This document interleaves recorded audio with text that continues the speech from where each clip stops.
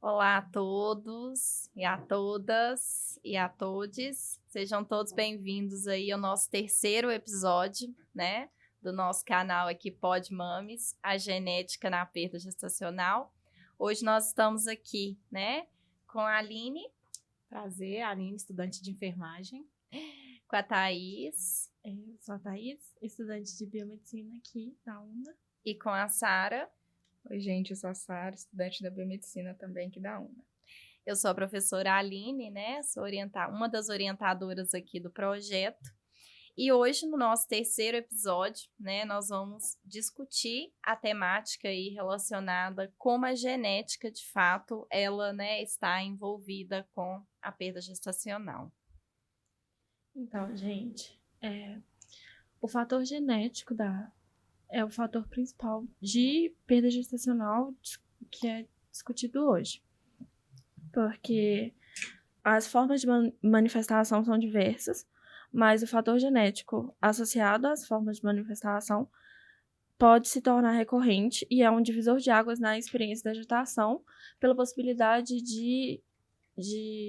daquela perda gestacional se tornar um aborto recorrente. O aborto recorrente ele é caracterizado atualmente como 2 ou mais perdas, né, consecutivos, e é por isso que tem essa preocupação toda, principalmente nas primeiras semanas da gestação, antes das 10 primeiras semanas, porque acaba que é um momento extremamente delicado e extremamente preocupante para as mães, principalmente para as mães de primeira viagem, e para quem já teve um aborto, ter essa conscientização e esse espaço para entender o que aconteceu e o que acontece no momento tão difícil. Sendo assim, está relacionada à perda gestacional, alteração genética e tem as alterações cromossômicas também. Elas estão relacionadas 50% a 60% das perdas gestacionais. Essas alterações cromossômicas, elas podem ser tanto autossômicas, sexuais ou simultaneamente ambos. E acontece que essas alterações cromossômicas, elas podem estar relacionadas tanto de fator numérico quanto estrutural, né? O nome já diz muito bem, né, que é a numérica, ela vai ter, né, as alterações numéricas, elas vão ser as alterações do número de cromossomos. A gente escuta falar muito de trissomia, nos próximos episódios a gente vai falar um pouquinho sobre isso, mas são as alterações relacionadas a esse número de cromossomos. E a estrutural é, obviamente, a estrutura também. Então, quando a gente tem alguma alteração da estrutura, seja deleção, duplicação, né, a inversão, a translocação, tudo isso que tem a ver com a estrutura do cromossomo, a gente chama de alterações cromossômicas estruturais. Então, são essas duas alterações aí que a gente trabalha bastante quando a gente pensa em genética. A presença de anormalidades no exame de cariótipo tem essa preocupação, porque é nele que é possível identificar quando um dos pais acomete essas alterações e essas diferenciações cromossômicas. São encontrados atualmente como rearranjos balanceados, que são anormalidades que não causam sintomas clínicos em portadores, mas possivelmente ocasionam a produção de células reprodutivas anormais, contendo quantidades anormais de material genético. Então, por exemplo, se nos casos que a gente vai falar no próximo podcast, como acontece quando acontece um rearranjo errado ou um rearranjo diferente do normal, pode acontecer do embrião se tornar um portador de uma síndrome ou uma preocupação do tipo. Isso, esses rearranjos, né, cromossômicos que a gente fala, geralmente eles são ocasionados, né, como a Thaís falou aí com a gente, a questão dos pais, é porque algum erro, né, no momento ali da formação dos gametas, dos óvulos, dos espermatozoides, tem algum desbalanço, alguma alteração nesse processo, né, e o indivíduo vai acabar ali, a criança, né, tendo como consequência algumas síndromes. E o cariótipo, ele é um exame muito utilizado para essa triagem de alterações cromossômicas. Ele é um dos principais exames que são solicitados. Ele já está presente na genética do SUS, né? Então, o SUS, hoje em dia, ele cobre o exame de cariótipo, assim como alguns planos de saúde, né, nas agências suplementares, devido a essa grande importância. Então, é um dos carros aí, né, chefes na identificação das alterações cromossômicas. E devido à grande ocorrência também, porque a partir do momento que você tem um exame que é possível de ser analisado e você tem essa ocorrência grande, essa preocupação enorme, é um divisor de águas quando você tem uma tranquilidade maior e esse apoio maior nesse primeiro momento.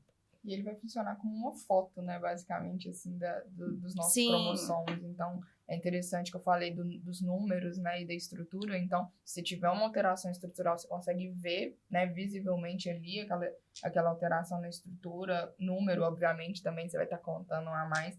Então, é um exame que literalmente é como se ele estivesse batendo uma foto lá dos seus cromossomos, do DNA. Então, é um exame importantíssimo para avaliar essas alterações mesmo. Sim, até quem está aí escutando a gente, né, se tiver curiosidade, procurem para vocês verem aí cariótipo. Vocês vão encontrar isso que a Sara falou, é realmente uma foto que mostra ali, né, todos os cromossomos daquele indivíduo. Então, se tiver qualquer alteração, seja a nível de estrutura, Sim. se tem mais de um ou se tem menos, né, as alterações numéricas, a gente consegue identificar. E essas mutações dos genes estão relacionadas ao ciclo, né, celular, como a STAG2 e a TLR4, elas estão fortemente associadas com a perda gestacional precoce. Que uma vez que os genes eles codificam as proteínas que controlam, né, essa fase do ciclo celular, com a regulação da separação das cromátides, que é irmãs dos cromossomos, durante o ciclo da divisão celular. Então, devido a esse ciclo, né, como a STAG2, ela vai causar essa alteração aí no gene, podendo levar, né, à perda gestacional. Sim, além delas, né, todas as outras mutações também, as demais mutações, né, elas estão sendo fortemente associadas, né, a algum tipo de regulação ou implantação, por exemplo, de um hormônio esteroide e, vamos supor, acaba propiciando um risco de pré-eclâmpsia, né, que é quando Sim. Você tem uma pressão arterial depois da 20ª semana, a grávida tem uma pressão arterial acima de 14/9, né, que é uma condição de risco para a gravidez. Pode gerar complicações gestacionais, pode levar à perda, né, gestacional. Então, esses fatores genéticos, eles impactam em outras coisas, né? Então, eles vão alterar hormônio, vão alterar, né, como a Aline falou, divisão celular, como é o caso, né, de alguns genes que vai complicar tudo, né, basicamente, porque se você tem uma divisão celular errada, no momento ali tão básico, né, da divisão celular, você já começa a ter alguns problemas, pode se tornar incompatível com a vida, ou pode acontecer de nascer e ter sérios problemas, né, tem uma série de fatores aí, uma série de síndromes, mas todos esses fatores, eles têm sido associados a outros que causam, né, essa perda gestacional ou uma complicação, né, na gravidez. Sim, e o que é importante também, né, a gente ter isso em mente, que tanto alteração a nível de cromossomos, né, quanto as alterações gênicas, que aí não necessariamente você tem uma alteração de um cromossomo, que geralmente vai afetar vários genes, mas as alterações gênicas, você tem mutação, né, que vai afetar um gene, como a Aline falou, associado com uma proteína. E isso, né, acarreta em várias alterações a níveis ali hematológicos, como a trombofilia, né? Quem não assistiu o nosso primeiro episódio, volta lá, porque tem um relato, né, muito emocionante da Nelly, que ela descobriu uma mutação, né, em genes relacionados com a trombofilia, que levou e leva à perda gestacional, né? Então, as alterações genéticas, elas têm uma influência muito grande, né, no desenvolvimento ou não de uma gestação. Sim. Então, no caso, a gente conversou, né, no primeiro episódio, a gente fala sobre a perda gestacional e muitas vezes a resposta que a mãe tem é que é normal, porque às vezes até mesmo quando é a primeira gravidez, por mais que a gente nasce para gerar, o nosso corpo ele reconhece o que tem de errado. Então, igual a gente falou, a fala, quando o médico usa é normal, não é porque ele está dizendo, tipo assim, anormal acontecer, é porque ele vê recorrente isso acontecendo, então ele responde que é o normal acontecer. Mas isso muitas vezes é o corpo reagindo a outro corpo estranho que não está certo, e as perdas gestacionais geralmente está relacionada a isso, a tanto alterações cromossômicas como genéticas. Então, por isso que é bom, né, tá fazendo o pré-natal ali, tá investigando quando houver a perda gestacional, investir mais um pouco na saúde. Às vezes, o SUS às vezes não oferece tudo, mas quando a gente tem um interesse, quando a gente quer uma gravidez, eu acho importante, sabe? A gente ali economizar, que às vezes a gente divide comprando roupa, comprando celular, faz uma dívida porque é uma questão de vida, é uma questão de um sonho, e vale a pena ser investigado para saber se aquele sonho é possível.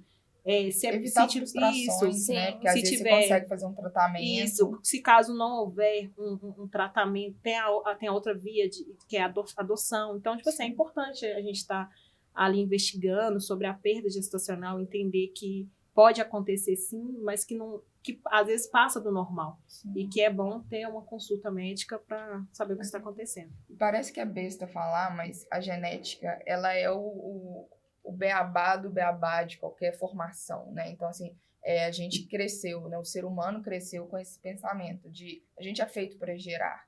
Então, parece que é muito simples, né? Sim. Fui feito para gerar, todo ser vivo, né? Fui feito para gerar, vou gerar aqui. Só que o fato de você gerar uma nova vida a partir de algo tão pequeno é muito complexo. Muito.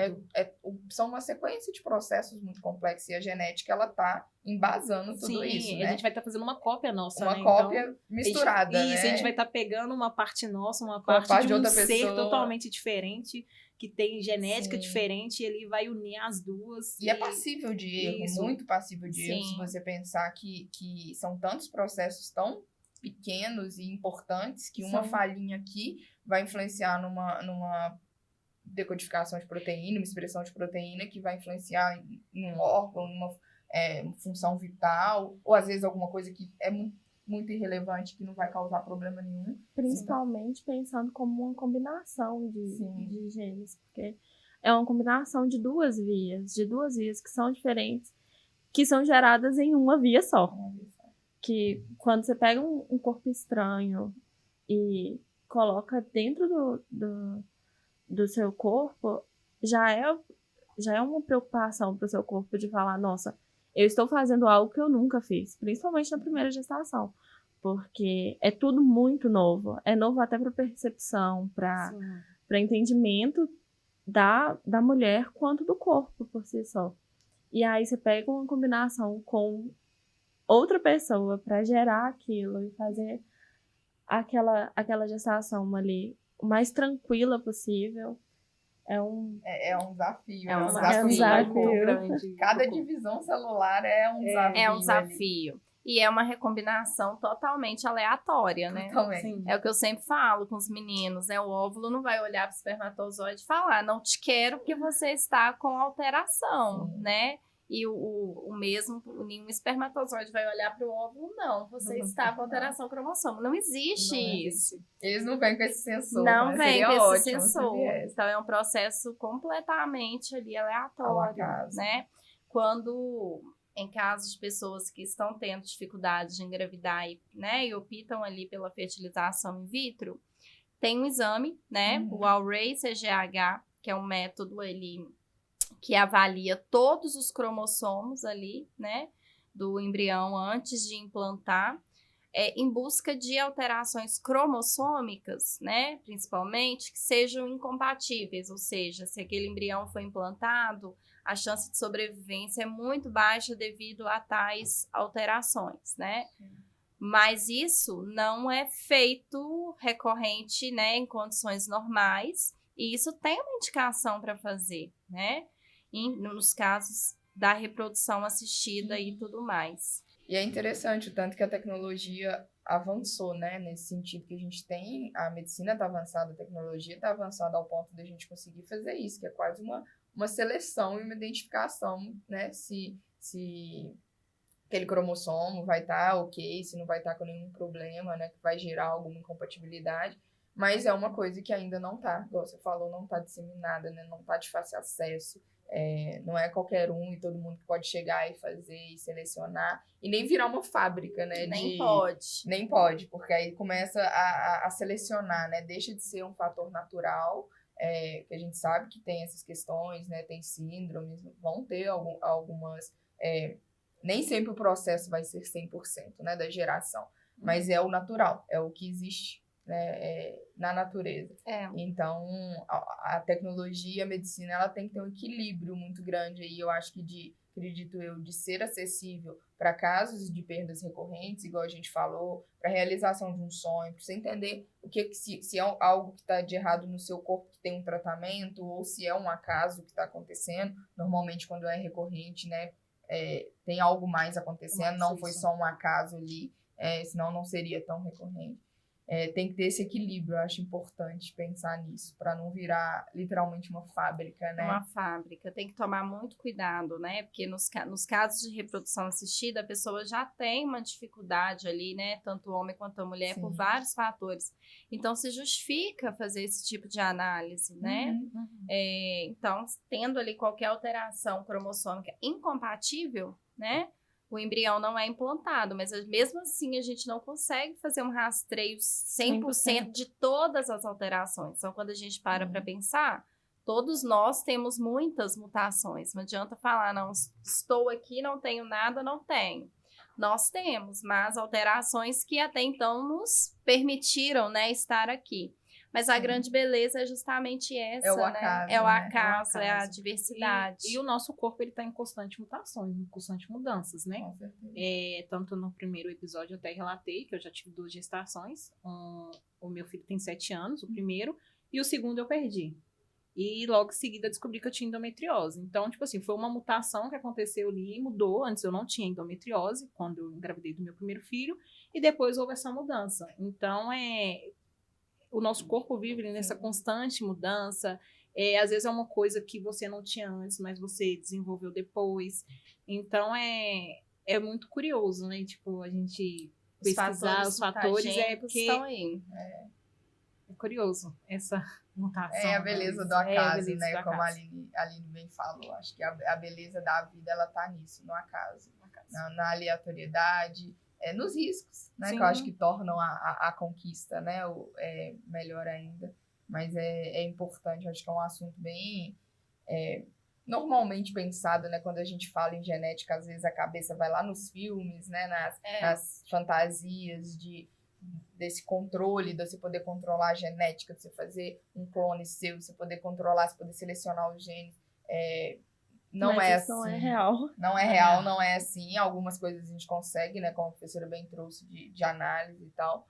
Mas, principalmente, eu acho que quem é da área da saúde, quem gosta dessa área, tem que ter isso em mente, né? A vida, por mais que a gente estude para poder adaptar, para poder conseguir prolongar, né? Ter uma sobrevida em caso de doenças na gestação ou doenças, né, fora de gestação também. A beleza da saúde e da vida é nisso, é na aleatoriedade, no acaso, em tudo isso que o corpo dá conta de fazer no meio dessas divisões celulares, nesse milhões e milhões e bilhões de processos que acontecem diariamente dentro da gente, principalmente quando, né, a mulher está passando por uma gravidez, que aí continua tendo as divisões dela, mais uma nova vida se formando, é muito complexo. Mas a gente vai tratar um pouquinho mais sobre alguns outros assuntos relacionados com isso. Nos próximos episódios a gente vai falar de algumas síndromes também, específicas de alguns cromossomos, são as mais comuns que alguns com certeza já ouviram, e a gente continua aí o bate-papo sobre essa importância da vida, da gravidez e os cuidados que tem que ter com essas síndromes, com as alterações, e discutindo mais esses assuntos aqui. Isso. Eu peço a todos que ficam ligados no podcast e esperem pelo próximo episódio, onde a gente vai relatar sobre a síndrome de Edwards e de Patal. Às vezes parece um nome difícil, gente, mas a gente vai tentar trazer o mais conhecido possível, didático possível, para todos terem conhecimento e poder compartilhar com as pessoas. Então, compartilha bastante o podcast com seus amigos, se você conhecer alguma mãe que já passou por uma perda, compartilha com ela, por favor, e a gente agradece a presença de todos. Até o próximo episódio. Até. Até lá, gente.